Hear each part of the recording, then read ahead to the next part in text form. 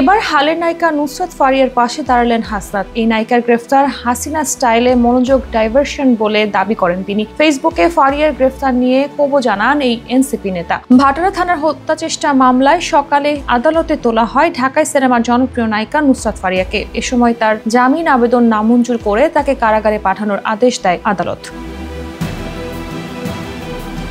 হাসনাত ফেসবুকে পোস্টে ক্ষুব্ধ হয়ে বলেন, সরাসরি হত্যাকাণ্ডে জড়িত খুনিকে দেশ থেকে নিরাপদে বেরিয়ে যাওয়ার সুযোগ দেওয়া হয়।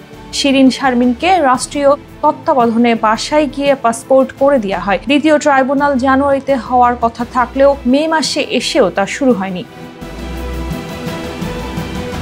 226 জনকে অন্তর্বর্তী সরকার সেফ এক্সিট দিয়েছে বলে দাবি করে তাদের হিসেব চান হাসনাত। তিনি প্রশ্ন করেন, ইন্টারিম 226 জনের লিস্ট কোথায়? 226 জনকে নিরাপদে বের করে দিয়ে এখন নুসরাত ফারিয়াকে হত্যা মামলায় গ্রেফতার করে বুঝাতে চাচ্ছেন আপনারা খুব বিচার করেছেন। এগুলো বিচার নয়, এগুলো হাসিনা স্টাইলে মনোযোগ ডাইভার্সন।